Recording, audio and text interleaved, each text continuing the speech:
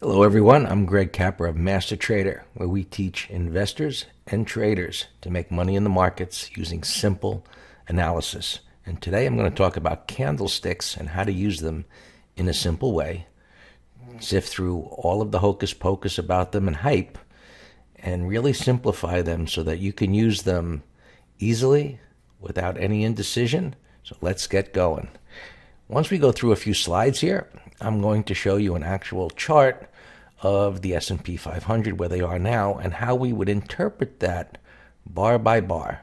First thing, Japanese candlesticks, why do we use them? Primarily, it's because they show us a picture of who won a battle between supply, sellers, and demand, buyers. So when we look at candlesticks and we look at any chart, whether it's a stock, a commodity, a currency pair, it doesn't matter.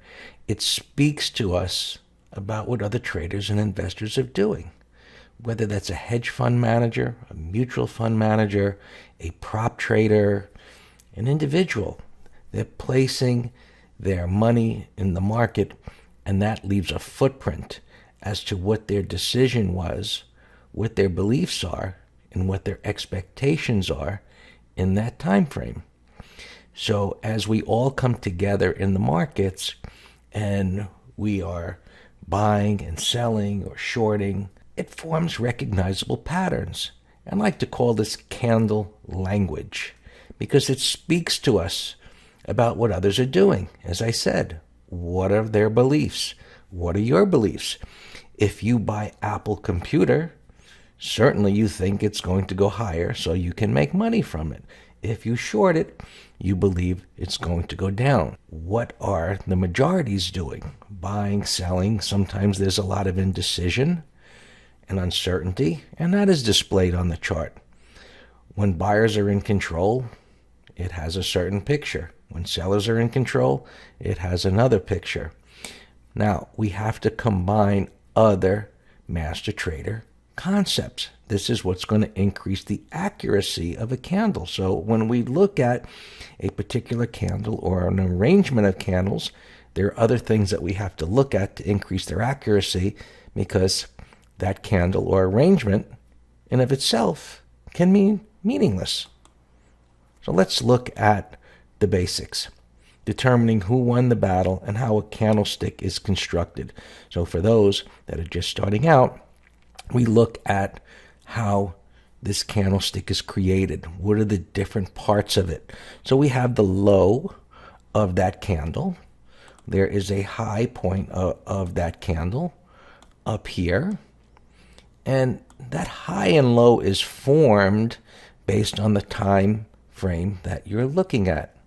So when the time frame ends, let's just assume it's the end of the day, and this can be the picture that you had. If you were looking at a 5-minute chart, at the end of that 5-minute time period, your software says stop collecting data, and you're left with the footprint within that time frame.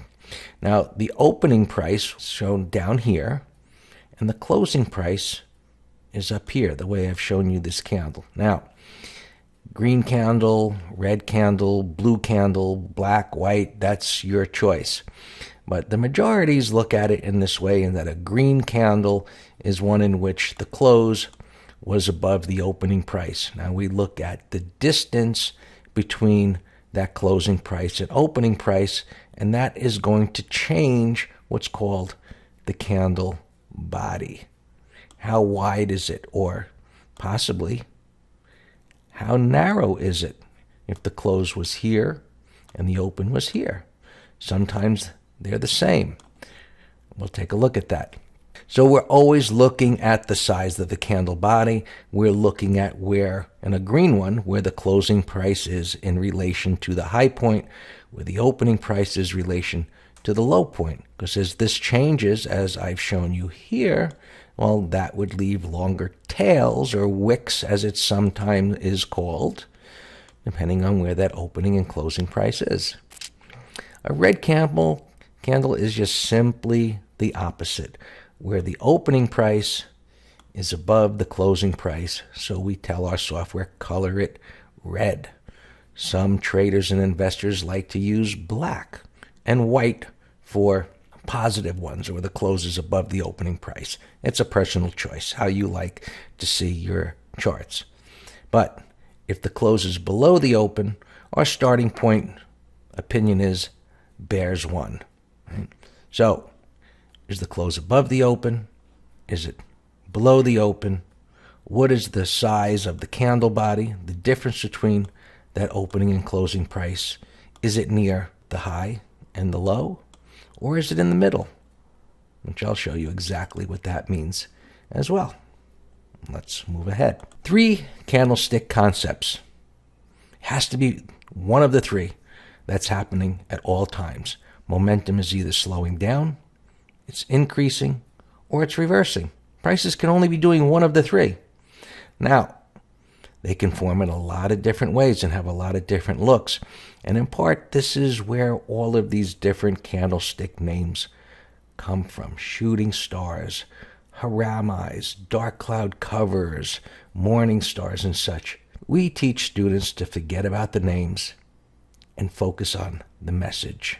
So as we look at a candle, we immediately recognize where's the high, where's the low, where's the open, where's the close, what's the difference between the open and close, what's the difference between the high and the low. And it happens immediately when you look at it and we start putting together the candle messages. Now we're going to take note of what the trend of prices are and the location of where this candle language happens. So the next step would be, did the candle actually follow through in the direction suggested? In other words, what we call no follow through, or NFT, or was a red candle, which suggested lower prices, completely ignored? In other words, prices after the red candle, they went up. Or was the green bar ignored, a GBI? We might have a green wide range bar suggesting higher prices, and then immediately after, prices went down below it. There's a strong message in that. We don't want to ignore that message because it's powerful, and we could use it to make money. So as we look at these individual candles, we are starting with a wider range candle. Now, momentum can slow down in many different ways. So what we want to recognize initially is it a small candle body? All of these have small candle bodies, and they all suggest that momentum is slowing. Now, the other part of information here is the tails. Oh, is the tail at the top? Are there tails at the top and the bottom? Is there a tail at the bottom? Or was this a narrow-bodied bar and a narrow range bar? In other words, the brakes completely went on and the momentum stopped. Same thing with the red candles. Big red candle. Is there a tail on the top with a small candle body? Are there tails at the top and the bottom? The candle body is in the middle. Momentum slowed down. Bottoming tail type of candle. The tail is on the bottom and the body is on the top, but it was a red one. And here we have where momentum completely stopped. Not only slowed, it completely stopped. And of course, we're always going to put this in the context of the trend and where it happened. Lastly, wide range bars and tail bars. These are powerful bars. The tail bars, especially when they are wide range bars as well. So you can have a topping tail bar with a large range or a narrow range. So wide range bars show commitment, they show emotion, they show power. In this case, a power to the upside, since it's a green candle where the close was above the opening price. Now, think about what the thoughts were during the formation of this green candle. Prices started out at the low, and they rallied all the way back up to the high to close up near the high. Imagine by the close, right, it didn't actually close this way. Let's say this is during the trading day, and this was at 3 o'clock right here. 3 o'clock in the afternoon. And by 4 o'clock, it looked like that. And you see how this bar by bar concept is coming together. What did the candle mean during formation? What did it mean at the end? And then we're going to put it in the context of the overall pattern and trend. Right? Small candle bodies are not as powerful. Here we have slowing momentum. However, what if it was a small green candle and turned into a topping tail candle? There is a message there, but not as powerful a one as what we have here, but there is information to be gathered from there. Wide range bar that turns into a bottoming tail bar. Powerful message. Sellers were in control. Buyers took control. So a wide range bottoming tail candle is a much stronger message than a narrow range bottoming tail candle. Let's take a look at an actual chart and see how we would read this. So here's a chart of the S&P futures. Now these trade 24 hours, so the candles will look a little bit different than an S&P 500 chart of the cash market. But we would read it in the same way. So as we look at, in this case, prices coming down, range beginning to expand, and look at the size of this bottoming tail candle. This is a 200 period moving average, but that's a big bottoming tail candle. There are other concepts that we have to take into consideration when we look at a bottoming tail candle. One of them being, how did prices come down before that formed that bottoming tail? In this case, it was a vertical move to the downside. That is a lot of power, and this type of retest pattern historically is one that forms quite often, where you had a retest of a bottoming tail candle, which shows us where buyers took control, and there was a retest of that. The expectation is that they're going to try and do it again. At the end of the day, they actually did, and that is a powerful buy signal. Now, as prices moved up into this area here, and they actually exceeded the prior high, notice this little consolidation here. This is what I call a shock pattern, because we had a larger green candle, which was suggesting prices would go higher, and that green candle was ignored, and prices went all the way back down to the bottom of it, a strong indication that prices are going to go lower. Now, this market is one in which it has been more erratic. Not all markets are this way, but after a sharp drop like this, it's not that unusual for this to have this kind of erratic price action. Now, bottoming tail candle, buyers took control. Green candle up, buyers are still taking control. Now, taking control doesn't mean it has to continue to move in that direction. Sometimes there's pullbacks like this, but now this area where the green candle was ignored is going to become a reference point where there are sellers. We had a reference point of buyers down here. Now we have a reference point of sellers up here, and we look at the individual candles that form. Small topping tail, larger topping tail, more powerful signal that sellers are taking control. And as we look at bar by bar, we see the topping tail. This was a green candle. As prices went up, sellers came in again. They took control. Selling is becoming more aggressive. Momentum is slowing down. Another master trader concept is multiple days going sideways build a base of consolidation intraday. So there was a breakdown. What does this topping tail candle tell you? What did it look like prior to becoming a topping tail candle? What were others thinking when it was a green candle? What are they thinking now? What is it likely to do? As it came down to the 200 again, reference point where buyers took control in the past. This is currently what's happening. Now, as prices came up into this area of the prior breakdown, the expectation is that sellers will show up again, and they certainly did. On this wide range bar, momentum picked up into this area of price support, and we got a bottoming tail candle right there.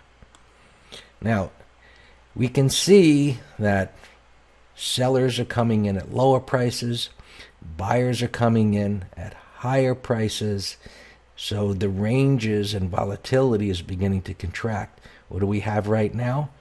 We have a bottoming tail candle right there. Right here we have a bottoming tail candle that broke down under these lows. So as prices came into this area, buyers took control in a big way and formed that bottoming tail candle. That's signaling that prices were going to go up. Now, of course, we do recognize this area of resistance here. However, on this day, a wide range green candle formed after a little dip. Notice the little minor tail there.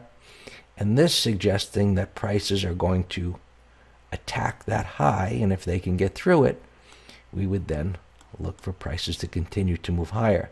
So as we look at individual candles bar by bar, you see, oh, what happens after this green candle?